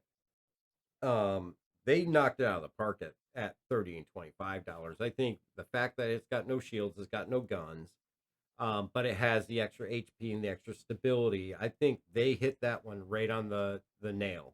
That they hit that nail on the head with the price and where they came in at. And I was extremely happy to see that, because hearing the rumors about $80, I thought they were going to let the same guy that priced the Drake Cutlass Steel price the hover quad, and that was my big fear. But I oh, go I ahead. was I was expecting it to come in somewhere a little bit higher than the Gray Cat, because it had no shields and it had no weapons. You're talking about the And PTV or the yeah, yeah, Rock? sorry, yeah, Gray Cat PTV. Sorry. Well, I mean, yeah, I mean, it really did. So, I mean, I still think if you're picking this up for 25 bucks on a war bond, you're getting LTI for one, which Yeah, I don't put so much into LTI as others do, nope. because you're going to have in-game insurance that can be bought.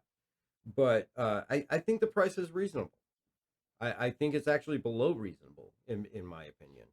But of course, did you take a look at the Spectrum posts after the announcement of the hover quad? I avoided them. I've seen enough. Be thankful you did. The popular opinion is, of course, that we should have just all gotten it for free. They can't run the company that way. Yes, we got a picture of it for Luminalia, but think of it, we could have gotten nothing.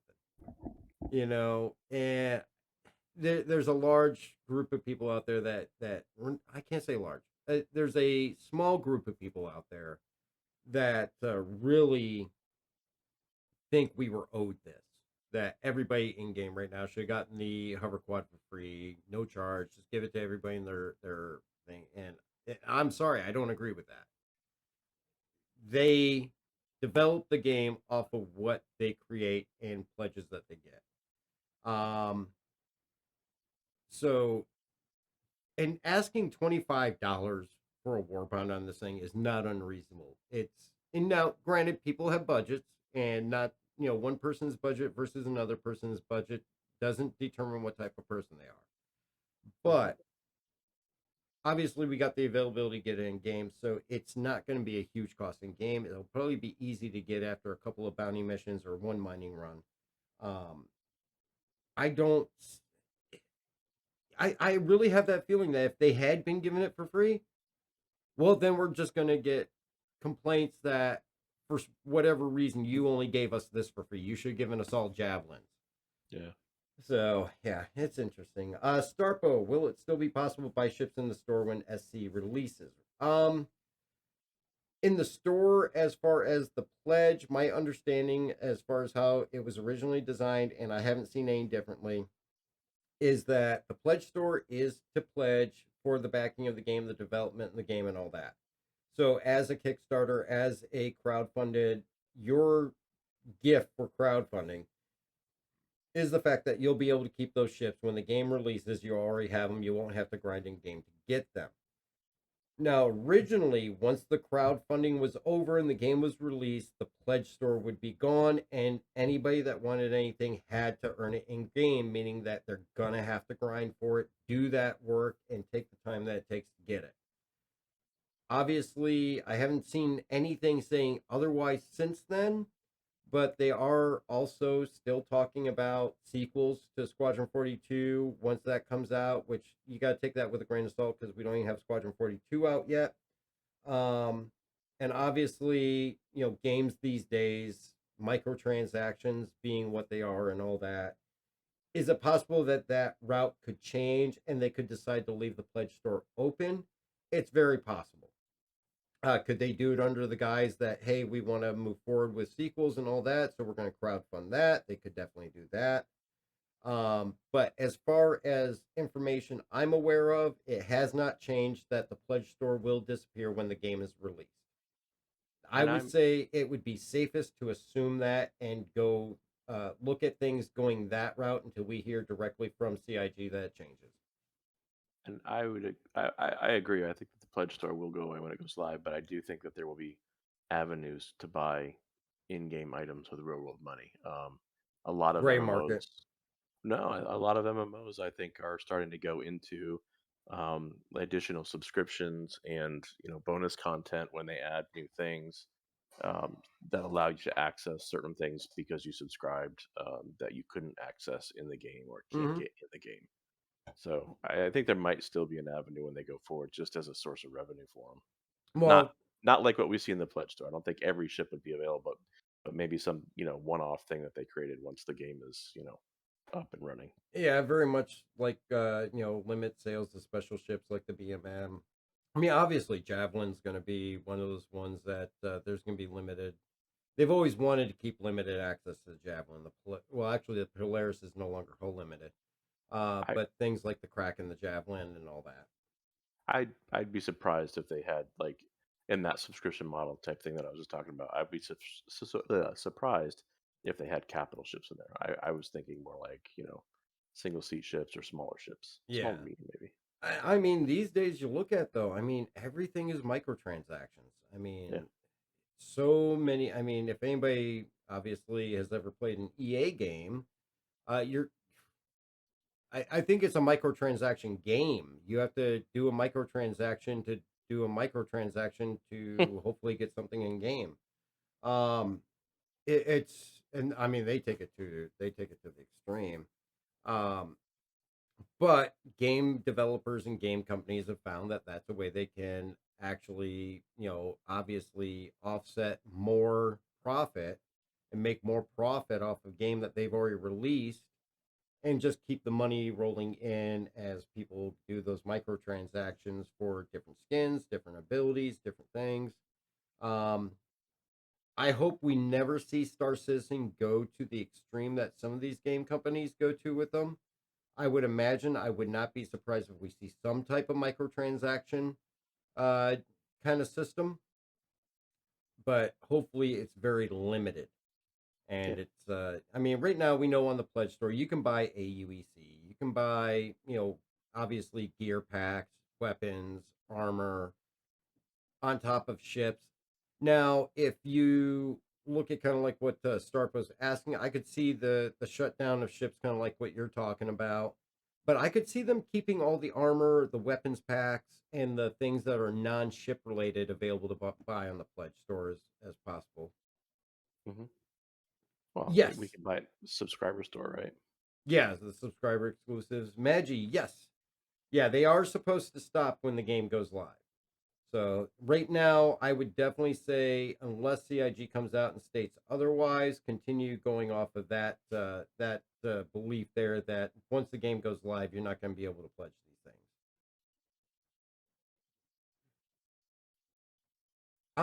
Actually, Starpo, it's actually changed quite a bit. Back when I first started about 2 years ago, yes, making 100K was like a milestone for me.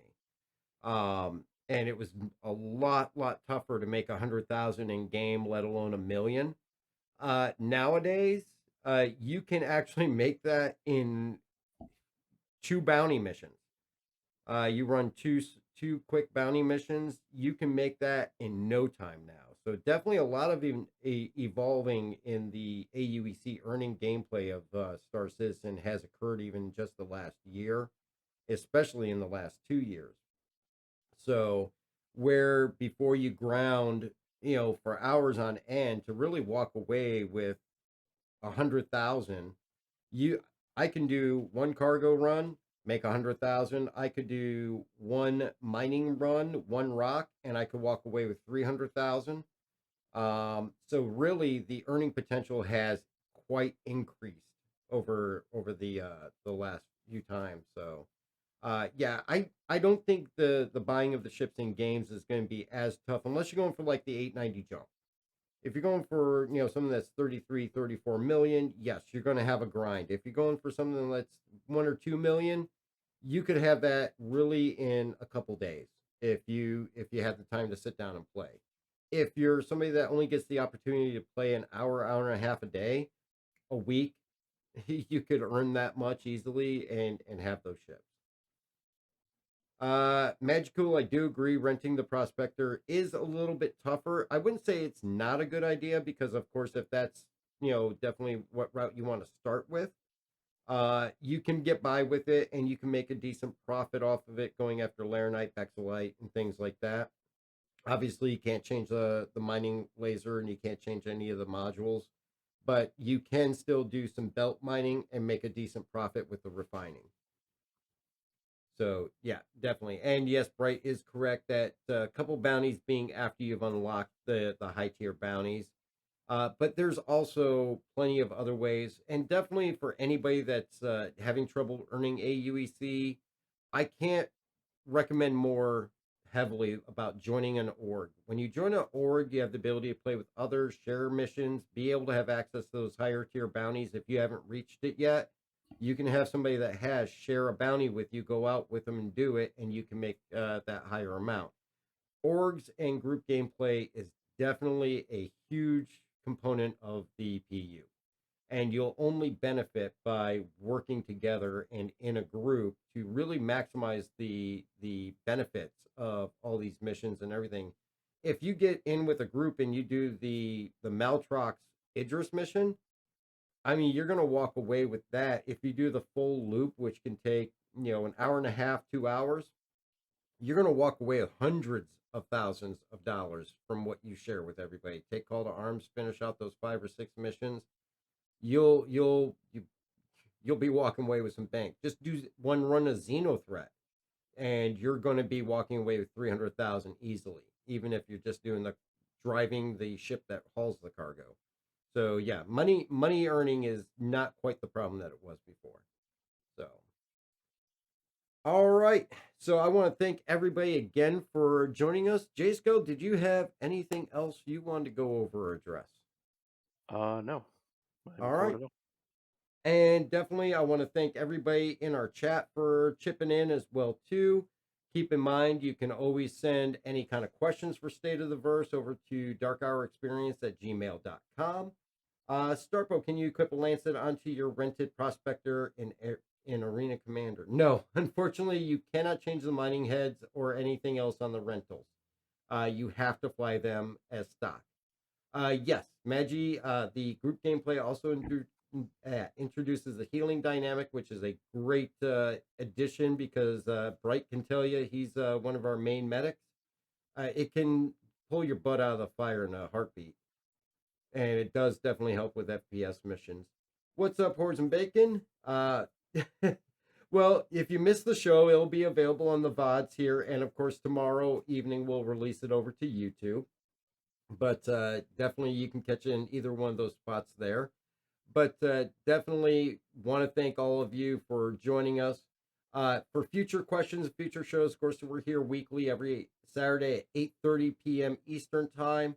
For State of the Verse, you can also check out our gameplay streams every Wednesday and Sunday at 7 p.m. here on Twitch, and that's Eastern Time. And we're usually in playing for 4 to 5 hours throughout the verse, doing different activities. Of course, tomorrow we will do Xenothreat, as it's the last night for Xenothreat. We will also make our way out to Magda to check out these rock formations that J-Scale found for us, so join us for that. And don't forget, you can also get in on our giveaways, which are going to be the combined giveaway, which is open to both YouTube and Twitch for the Avenger Titan Starter Pack with Squadron 42, which was donated by Mandalinian from Amarok's Fang. Thank you very much to him for donating that. Just follow here on Twitch or subscribe, or you can go over to YouTube, subscribe, and leave a comment on any video over there, and you'll automatically be entered with up to 2 entries per person. And we'll pull that winner on March 1st. As far as a YouTube exclusive giveaway, you can get in on that by heading over to YouTube, subscribe, and on the midweek update that was released on Thursday, comment on that video specifically. And this Thursday on the 17th, I'm going to be picking one winner to win a Nomad and hover bike combo donated by actually Jay Scale himself. So thank you very much for that, sir. Yeah. And we will be giving that away to one of our YouTube subscribers. So you guys can get on that, head over, subscribe, leave a comment on that specific video. It's the midweek update that was released on the 10th. And I think if Bright gets a chance, he might be able to put a link up to it on the chat. If not, just head over there. It's the latest video on YouTube. And also for our Twitch exclusives, we've got open to all followers and subscribers. Actually, it's going to be a Gigabyte OC Vision RTX 3070. Will be given away on March 1st. It is my previous card. I used it for about 6 months before I upgraded. Thank you very much for that, Bright. I appreciate it. And I upgraded to a 3090, so I want to give my 3070 away to one of our Twitch viewers. Just follow or subscribe by the end of February. And on March 1st, we'll pick one of you guys to win that. I'll contact you, and I will mail you an RTX 3070. So definitely a great card, and it's a little tough to get your hands on one right now. So good luck to everybody on that. And thank you again for supporting us here. Of course, if you do want to help support, check out the Patreon as well as the merch store. And also we got the memberships over on YouTube for as low as 99 cents, or you can even subscribe here. But one thing that we do have coming up in the future that I'm trying to put together is a fan art or fan creation kind of showcase. So either through, definitely here on Twitch for the live streams, I would definitely pretty much showcase them, show them off to everybody, and also include them in a video on YouTube. At the end of the show here, there'll be a post mailbox as well as an email address. And anybody that would like to submit their ideas for fan art creations or anything else that they want to send or email me, definitely send that in. I'd like to highlight it here on the show and also over on YouTube.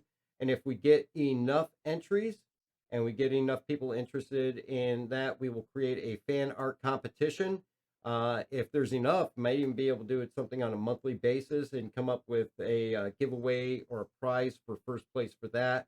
But definitely grab that post office box if you guys want to send any fan art or email it to me, and we'll showcase it here on the show as well as over at YouTube. And of course, that email is darkhourexperience@gmail.com. And that's about all I got. So not too much else. And I thank you again for joining us. And I hope everybody has a wonderful and pleasant evening. Be safe out there. Avoid Spectrum, please. Don't spread the salt. And get into the verse. If you guys get in, shoot me a friend request. I'd love to, catch up with you guys in the verse. Feel free to friend me or check out Amarok's Fang. Bright put the link to the Amarok's Fang org page there. And definitely check us out and send us an application. Don't forget, one thing I forgot to mention is the referral bonus starting on the 17th of this month. If you do the referral code at the bottom of the screen, use that, you'll get an extra 5,000 AUEC as well when you start in the game with a paid $40 starter pack. You're also going to get this armor set, which is the Automatic Security Armor with the P6LR Lodestone. It's kind of the cream, gold, and white armor, and it's freaking cool as hell. And that's going to be yours to keep for as long as you keep playing the game. And it's a great armor set to have. It's one of the most popular sniper rifles, too. So use that referral code when you get it in, and you'll get that for free as well as the 5,000 AUEC to keep. And that will be starting on the 17th of February, and will be running through probably at least the remainder of the month. Usually they run the referral bonuses for 2 weeks. So grab that code, use it if you're getting in the game, And everybody have a wonderful and pleasant evening, and we will catch you next time.